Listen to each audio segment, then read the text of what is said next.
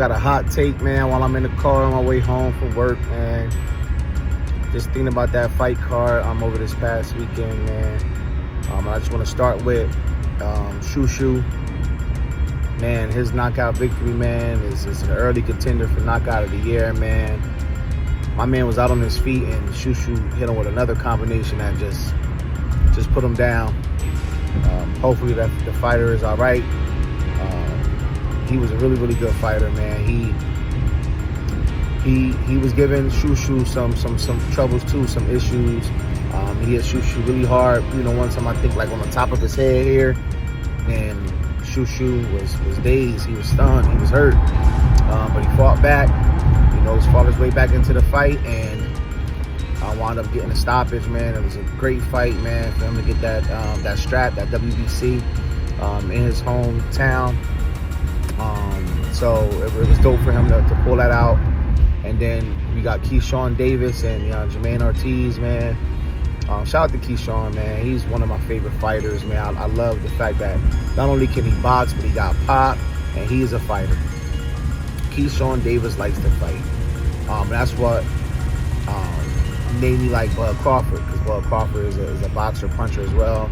They both like to fight, and if you hit them, you know, they ready to tee off on you. So I appreciate that about Keyshawn Davis. I love the way he fought until the end, and wound up getting a stoppage on Jermaine Ortiz at the end of the fight in the 12th round. His power carried all 12 rounds, and he just put the pieces on him without really getting touched up too much. I think Jermaine Ortiz brought the fight to him. You know what I mean? And you know, he did what he could. He landed a couple, you know, good shots, but it wasn't enough to keep, you know, Davis off of him. The businessman, or Keyshawn the Amazing, man, he really put on in his fight back. I think what's next for Keyshawn Davis, I know he called out, you know, Devin Haney, man, but a lot of people have been talking junk about you know, him not fighting Andy Cruz, man. I know that he lost him in the amateurs. I've been hearing that he's 0-4 against Andy Cruz in the amateurs, man. I know that amateurs and pro is not the same. You know, the scoring system is different. But I think Keyshawn should go get that work, man. I know he's at 135, and I think Keyshawn had maybe 2 fights at 140. I think they might need to fight at a catch weight, or, you know, have Andy Cruz move up or Keyshawn move down, man, and get it rocking, man.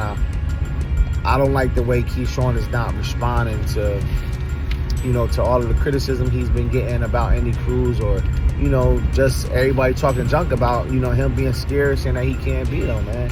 Like I said, I think that professional boxing and amateur boxing is different, you know, different scoring system, and you know, I think that Keyshawn, I don't think that Andy Cruz will beat Keyshawn. Keyshawn is a really, really good boxer. Andy Cruz is a good boxer too, but I don't know if, you know, Andy Cruz has any pop. I don't know if he has any real power to keep Keyshawn Davis off of him, man, but that'd be a fight that I like to see. I would rather see that next. And last but certainly not least, man, SHAKUR Stevenson and Teofimo Lopez, man. I've been saying it. I don't have a huge boxing channel, so I'm not saying all I've been saying it to you guys, but I've been saying it to my peers, man. SHAKUR was going to win by unanimous decision, by masterclass, man. It was 11-1. It would have been 12-1 had it have been 12-0 had he not taken that 9th round off. He let us throw off the gas for a little bit in that 9th round, and, you know, allowed Teo to go to his body a little bit and, you know, steal that round. But all in all, SHAKUR put on a great performance, man. He didn't get touched. He outlanded him by almost 100 punches, man, and it was just really, really good to see my boy finally fight somebody who was worth it. I mean, he had some really good fights in the lower weight classes with, you know, Oscar Valdez and you know, Jamel Herring. You know what I mean? And he even fought Conceição. Thought that was a good victory for him. But, you know, the criticism of SHAKUR, he doesn't fight anybody. His resume is trash and all of these things. And say what you want, but if fighters don't want to fight you, you got to fight who they put in front of you. Like, you got to put food on your table. So if they put somebody in front of you that people don't think is elite, like I said, you got to feed your family. So you go and fight those guys. And don't let nobody tell you that your resume ain't this or your resume ain't that. My question is, what are they going to say now? He moved up to 140 and beat the king at 140. Ring Magazine champ. You know what I mean? And he took Teofimo's belts. So I don't know if he's going to stay at 140, but he did look good at 140. A lot of people saying Shakur can't punch. He don't got no pop, but Teofimo's face was busted all up, and Teofimo wasn't walking through his punches. Just keep that in mind. Teofimo was not walking through Shakur Stevenson's punches, but you know, let the haters say it.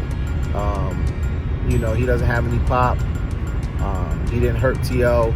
I do think that Shakur should have went in for the kill. That's something that Keyshawn or, you know, Bud Crawford would have done. They would have gone in for the kill, man. They would have tried to stop him when they see that they had him hurt. But, you know, Shakur is a defensive-minded fighter, so he still understands that, you know, if he leaves himself open, T.O. can crack. And, you know, I think he might have been playing it safe, you know, from that standpoint. But all in all, man, it was a great fight, great performance. It was worth it. I wonder what's next for him. I know you're talking about Conor Ben, but that'd be an easy wash session. It'd be some good money, some big money on the line, but that'd be easy for him. Man, I think, to be honest, man, he should fight O'Shaquie Foster, man.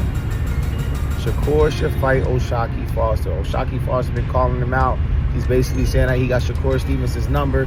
You know, they got some good work in sparring. You know, we all know that sparring is different from, you know, professionals, but they said they got some good work in, and O'Shaquie feels like he can beat Shakur. He's been calling him out, and, you know, he tied a Shakur little dog in him. So, you know, I think, you know, he should fight O'Shaquie, man. Have O'Shaquie move up to 135 because he's at 130 right now. I think he's the king at 130. He had a great win over Cool Boy Steph. So yeah, man, move up to 135. Shakur move back down to 135, and y'all just get it rocking, man. I think that'll be a good fight. Although I still choose Shakur over him. I think it's time for O'Shaquie to you know, to hop in the ring with Shakur. I think he's earned it, and I think Shakur should accept that fight. But let me know what you think in the comments about, you know, those fights. I know that the undercard had more fighters on it, but to be honest, those are the only 3 fights that I was really paying attention to, that I really wanted to see. I don't want to talk about, you know, Jarrell Miller and his hair piece falling off and getting punched off and all that stuff. That was funny as heck. But yeah, let me know what you guys think. I'm out.